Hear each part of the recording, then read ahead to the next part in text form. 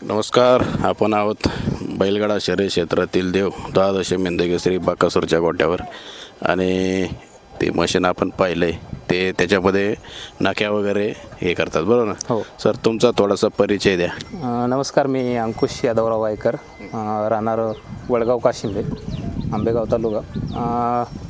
आम्ही जनावरांची प्रामुख्याने जनावरांचे जे पायाचे आजार असतात ते नखांचे त्याच्यावरती संपूर्ण महाराष्ट्रभर काम करतो आणि जे जनावरांचे पायात म्हणजे भरपूर प्रमाणात जे लंगडणे असेल किंवा अधिक प्रमाणात वाढलेले असतात ते कटिंग करून एक प्रॉपर त्याला जनावराला पाय टेकवता येईल अशा स्वरूपात त्यांचं आपण बनवून देतो. सर मग आता शर्यतीचे बैल जे पळतात ना त्याला जर आपण हे पत्रे वगैरे मारतो तर खोरापासून त्या पत्र्याचं काय म्हणजे कसं काम होतं? त्यात असा विषय जी छकडी क्षेत्रात पळतात ते त्या बैलांना पत्रे लागते. जे आमच्याकडं 4 बैलामध्ये बैल जे पळतात ते त्यांना आमच्याकडे पत्र्यांची गरज नाही लागत. कारण काय विषय जे छकडी क्षेत्रात पळतात ते त्यांच्या जे मैदान असतात त्याच्यामध्ये खडे माती वगैरे हे जास्त प्रमाणात राहतात आणि पळताना त्यांचा जो तोल असतो तो फ्रंट साईडला असतो जास्त प्रमाणात आणि त्यांचा जो बेसिक म्हणजे खालचा जो सेंटर पॉईंट आहे त्या भागात जास्त प्रमाणात खडे रुततात. त्याच्यामुळं काय होतं त्यांना पत्रीची थोड्याफार प्रमाणात गरज लागते. अशी सर्रास सगळ्याच बैलांना लागते असं नसतं, पण क्वचित जे बैलांचं जास्त वेट आहे किंवा जो बैल असा खाली मान घालून पळतो तोंडावरती जास्त पळतो अशा बैलांना पत्र्याची गरज राहते. आणि बैलगाडा क्षेत्र आमचं 4 बैलांचं म्हटलं तर त्याच्यामध्ये पत्रीची अजिबात गरज लागत नाही. आणि आपल्याकडचे म्हणजे 4 बैलांचे जे सगळे टॉपचे बैल आहेत ते आजपर्यंत आपण सर्वांच्या खुरसाणी केलेली आहे. आणि आपण बैलगाडा क्षेत्रातला सर्वात मोठा देव म्हटलं तर बकासूर याचे देखील आपण काम केलेलं आणि आत्ता सध्या त्याच्याच पायाचं थोडंसं त्याला प्रॉब्लेम आहे म्हणून ह्या हिशोबाने आपण इकडं आलेलं पाहण्यासाठी. आत्ता लगेच तर त्याची काही करायची गरज नाही. अच्छा. आणि हे जे मशीन आहे बघा आता ते तुम्ही ते मशीन जे आणले मग 2 पद्धतीने मी म्हणजे मला तर माहिती आहे की जुन्या पद्धतीत ते खाली पारंपरिक पद्धत आली आणि ही जी आहे आपण जो करतो याला शास्त्रशुद्ध खूर साळणे असं आपण हे करतो. चांगली कुठली ही जी आहे याच्यामधून जनावराला कुठली इजा होत नाही, जनावराला कुठली दुखापत होत नाही, पाडण्याची गरज लागत नाही. आरामशीर बैल हाय असा स्टेबल सरळ हाय असा उभा करून आपण त्याची खूर साळणे करतो. आणि यापासून म्हणजे तुमचं खाली पाडल्याच्या नंतर कधी कधी जनावरांचे पाय मोडतात, ते कुठं छातीला मार बसतो किंवा छातीची फासळी एखादी तुटते, घसरते पण किंवा वरती चामड्याला सुद्धा त्याचे कधी कधी मऊ जर नसेल जागा खाली तर ते लागतं.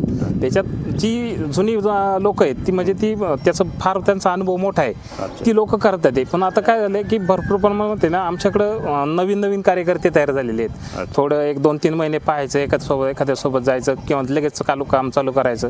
त्या लोकांकडून भरपूर प्रमाणात चुका होत्या. ते आपल्या ह्या नंदीविषयी सुद्धा पाठीमाग अशी चूक झालेली. त्यावेळेस पण मामांचं आमचं बोलणं झालं की बाबा अशा पद्धतीने झालेलं आहे. कारण अधिक प्रमाणात जो शर्यतीचा बैल आहे त्याची नखी जी आहे ती अधिक प्रमाणात कट करणं गरजेचं नसतं. त्याला प्रेशर पॉईंट, पिकअप पॉईंट ह्या गोष्टी किंवा सपोर्ट पॉईंट ह्या सगळ्या गोष्टी त्यांना लक्षात आल्या पाहिजे. ते त्यांनी करावा नाही असं आपलं मत नाही आहे, परंतु ते जे आहे त्यातमध्ये त्यांनी अधिक माहिती घेऊन किंवा त्याचं अनुभव घेऊन त्याच्यानंतर त्यांनी केलं पाहिजेत असं आपलं त्यामध्ये धोरण आहे. कारण नखेला थोडीशी इजा झाली तर मग तो उभा राहण्यापासून 100% जनावराचं कुठलंही जनावर असू द्या, गाय असो, शेळी असो, मेंढी असो, बैल असो, तुमच्या जनावराच्या पायाला ज्यावेळेस दुखापत होती तुमच्या पूर्ण स्ट्रक्चरचं म्हणजे पूर्ण शरीराचं त्यापासूनच हे चालू होतं की लंगडलं तर तुमची पूर्ण बॉडी हेल्थ पूर्ण बिघडून जाते. वजन पण जास्त वजन बैलगाडा क्षेत्रात आता सध्या कसं आहे जे मालक आहेत ते जनावरांना पाहिजे त्या गोष्टी देतात. ते दूध असते ना, काजू बदाम सगळ्या गोष्टी देतात ते. त्याच्यामुळं वजन फार असतं जनावरांचं. त्याच्यामुळं जो नखाचा भार आहे तो सुद्धा त्याच्यावरती तेवढाच प्रमाणात बॅलन्स झाला पाहिजे. जर तुमचं खालचा पाय जर तेवढ्या वजनाला कॅपेबल नसेल तर तुमचं जनावर 100% लंगडणार किंवा त्याचा गतीवरती 100% परिणाम होतो. मग हे आपण कधी जे बघतो की बॅड ऑफ फॉर्म होणे किंवा बॅड पॅच म्हणतो आपण किंवा गती कमी होणे, निकालावर कमी 100% असे आता नक्कीशी संबंध असतो का direct? आता ह्या मुलाखतीच्या माध्यमातून बरेचसे आपले बैलगाडा मालक आहेत की ज्यांच्याकडे मी गेलेलो आहे, ते तुम्हाला सांगतील की कितपत त्यांना फरक पडलेला आहे. असे एक नंबरचे आजही पण बैलगाडा क्षेत्रामध्ये, छकडी क्षेत्रामध्ये पळतात ते, का त्यांना आपल्याकडचे आल्याच्या नंतर आपण दिलेली जे काही ट्रीटमेंट असेल त्या ट्रीटमेंटवरती किंवा केलेलं काम असेल याच्यावरती त्यांना 100% फरक पडतोय. आणि ते पडल्याच्या नंतर आपल्याला आवर्जून सांगतात पण. आणि त्यांची ते एक आपल्या असं आहे की कामाच्या स्वरूपात आपण एक मैत्री सुद्धा तयार करतो की ते कंटिन्यू आपल्या म्हणजे एक संपर्कात येऊन जातात आणि मैत्रीचं नातंही तयार होतं. कामही त्यांचं चांगलं झाल्याच्या नंतर माणसाला सुद्धा हुरूप वाटतो की बाबा असे आमच्याकडे माणूस आलेला, त्यांनी आमचं असंच चांगलं केलं. आणि त्यांच्या माध्यमातून ते दुसऱ्या पण पशुपालकांना किंवा बैलगाडा मालकांना आपले संपर्क करून देतात. एकंदर याच्यात पण अनुभव खूप महत्वाचा. नाही, याच्यामध्ये मी 2006 पासून ह्याचं ट्रेनिंग 2010 पर्यंत घेतलं. म्हणजे 4 वर्ष मी स्वतः फक्त शिकत होतो ह्या गोष्टीवरती. हे शिक्षण झाल्याच्या नंतर मी 2010च्या नंतर मी काही काळ साऊथमध्ये, तामिळनाडू असन, कर्नाटक असन ह्या भागामध्ये मी काम केलं. डॉक्टर म्हणूनही काम केलं. त्याच्यानंतर फक्त हुप ट्रिमर म्हणूनही काही फार्मवरती काम केलं.